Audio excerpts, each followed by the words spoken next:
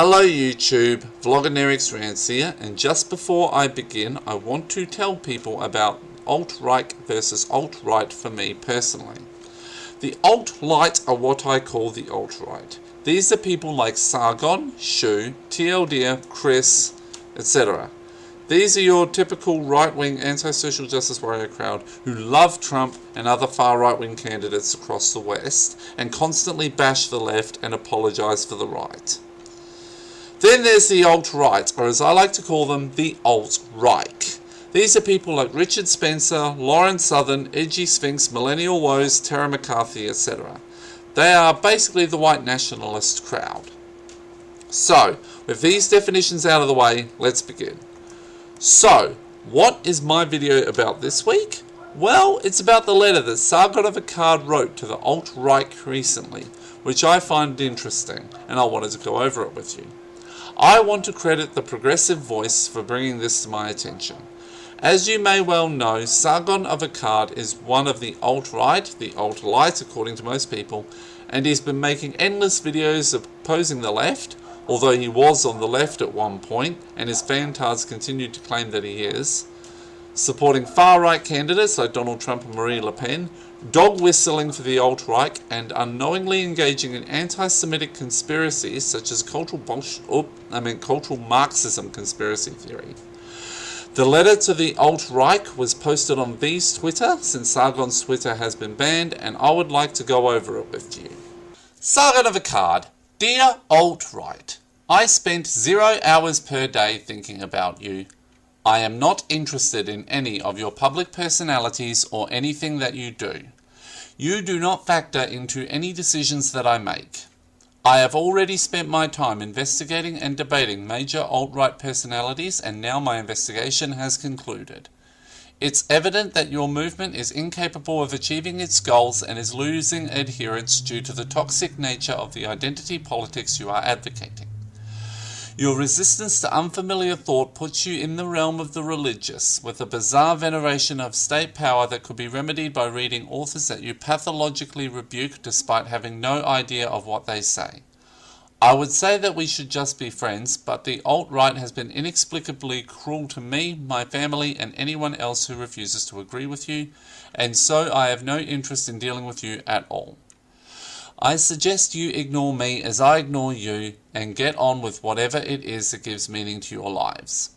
Good luck with the white race. Have a great day. Interesting. So why has he done this? Has he finally realised that the alt-right is in many ways analogous to the authoritarian left? Certainly seems that way, reading that letter.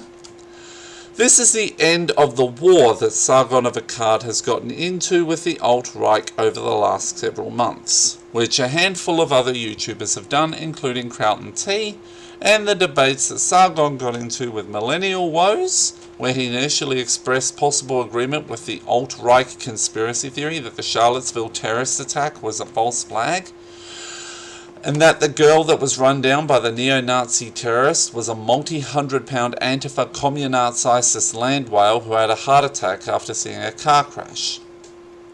I should quickly note that he has since distanced himself from that conspiracy theory. So, credit, I guess? Sargon of Akkad has also said that he would align himself with the Nazis against the left, because goofy-haired college kids are more of a threat to Western civilization than the Nazis in his opinion. Sargon also participated in a debate involving Richard Spencer, which he did very badly in. I think even he admits that he didn't do well. Also, for the record, just to respond to a part of the letter, depending on the day, Sargon, you do spend time thinking about the alt-right.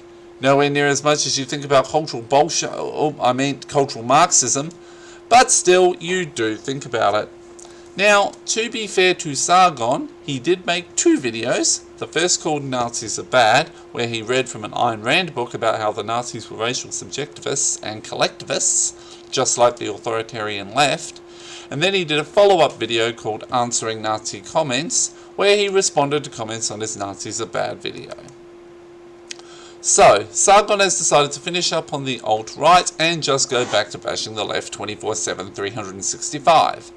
Good luck to you, Sargon. Keep right on going with whatever it is you're going to do.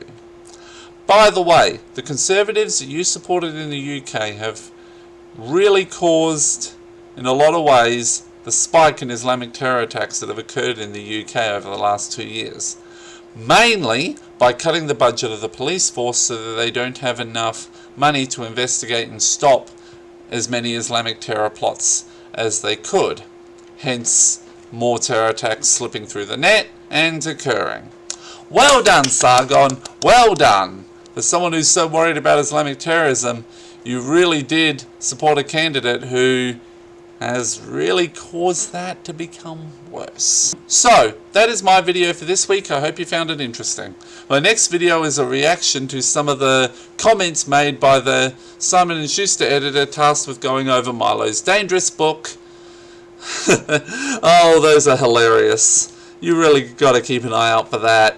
I'm probably going to just do a continuous stream as I lose control laughing at all of them. Please rate, comment, share and subscribe, and have a great day, everyone.